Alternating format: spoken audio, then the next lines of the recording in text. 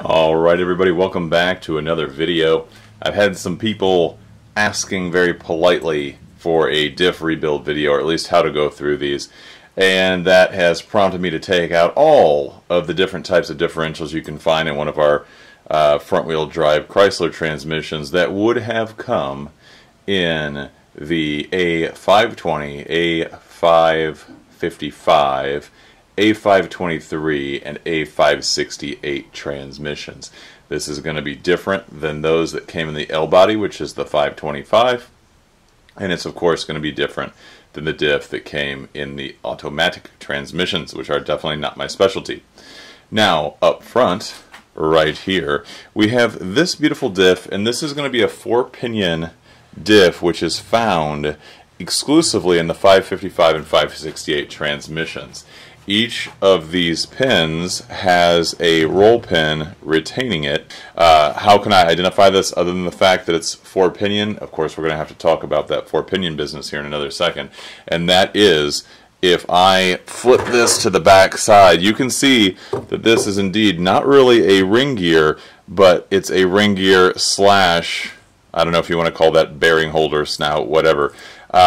So this is why you have to go to the hybrid transmission currently if you want to run a limited slip differential in our transmissions outside of a very few rare diffs, or you could go to the quaif. Alright, so it's either use the quaif or, again, there are a few rare ones out there. I might know where one is, but nonetheless, that would be set up for this type of differential.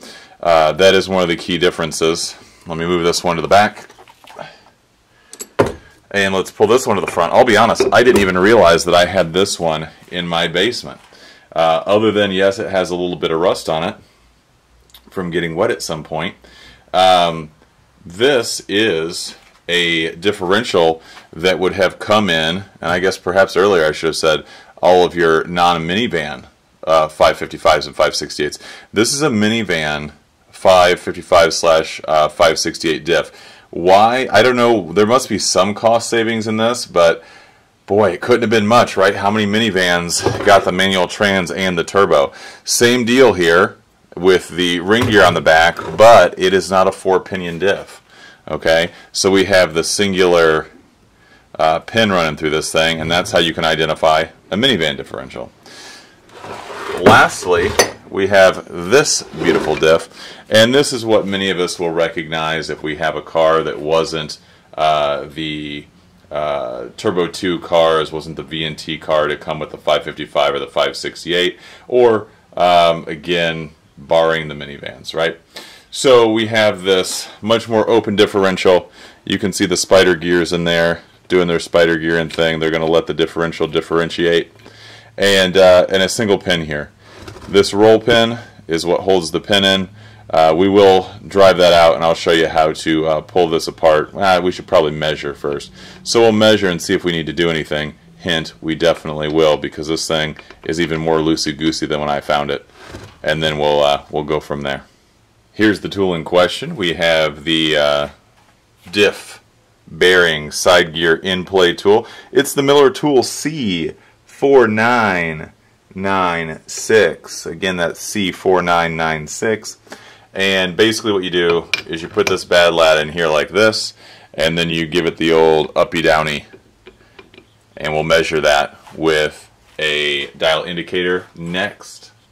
Okay, let's go ahead and look at this. Strictly for demonstration purposes, I took a turbine housing and put my dial indicator on it with a mag base, and I've got it set up here. You take the gear in the carrier here and you move it up and down.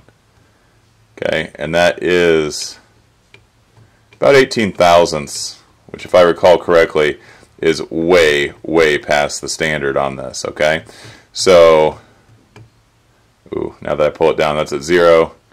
Yeah, it's actually about 23 thousandths in play on this. That's huge. So I know now, after measuring, and I'll try and flash on the screen what the actual max allowable in play is, but I know I'm going to have to pull this thing apart, so let's get started with that.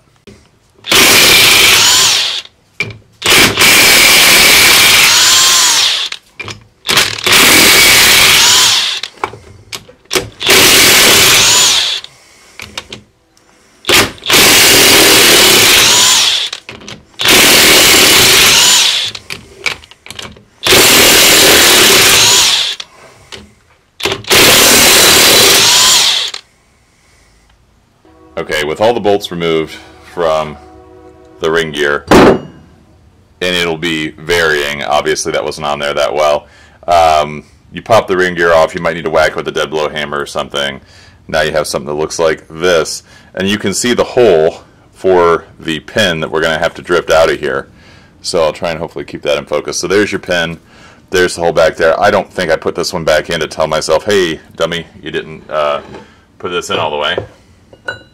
So there she blows, and with a 3/16 punch we can drive this pin out of here now.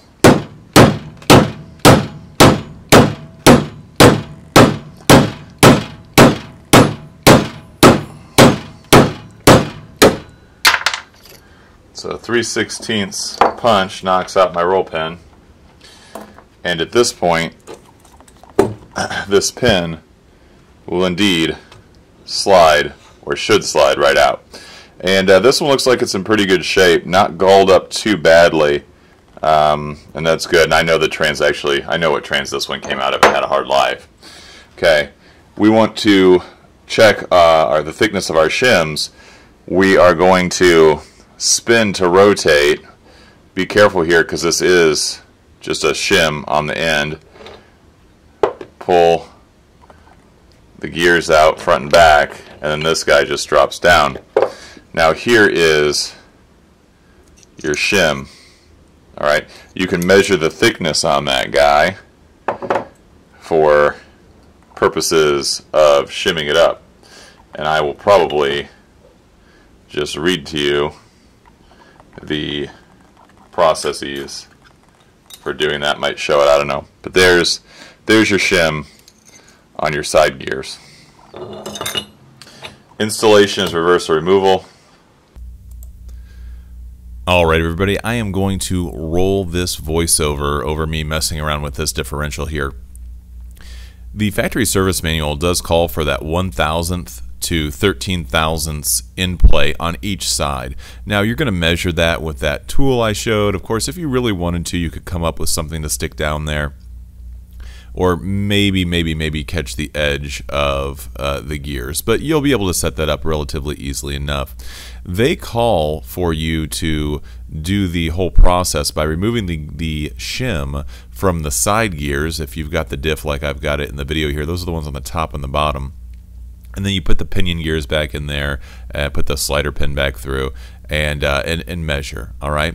But again, as I showed you initially in the video with that initial measurement, if you're within 1 to 13 thousandths, you're good to go. If not, you really should re-shim.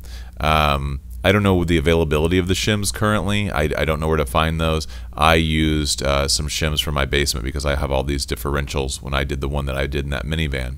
However, I do know, and I'll try and show this now, that for the 4-pinion diff, you will have to use 2 screwdrivers to get the in-play on the top. On the bottom, where the ring gear portion bolts to, you won't be able to check the diff in-play there. You will have to use a kind of a depth gauge, like a depth mic, and on the edge drop that down and touch the side gear, and then use that to select your shim. Alright, you just have to have that gear meshed and sitting down in there. Also note that while you're taking these measurements, you should be turning the gears 90 degrees and measuring every 90 degrees for that in-play. And then of course you use the smallest amount of in-play, otherwise you're going to have preload, and you don't want that. So that's basically all there is to it here. If you have any questions, let me know, but it really is pretty straightforward on these. I think the hardest part, honestly, is tracking down the shims, and if you know where the shims are, go ahead and post a link to that in the comments, because everybody would really appreciate it. I know if I didn't have like 8 or 10 differentials sitting in my basement, I would have been scouring the internet to find it. If you guys have any more questions, please let me know. I'm happy to get stuff up for you guys.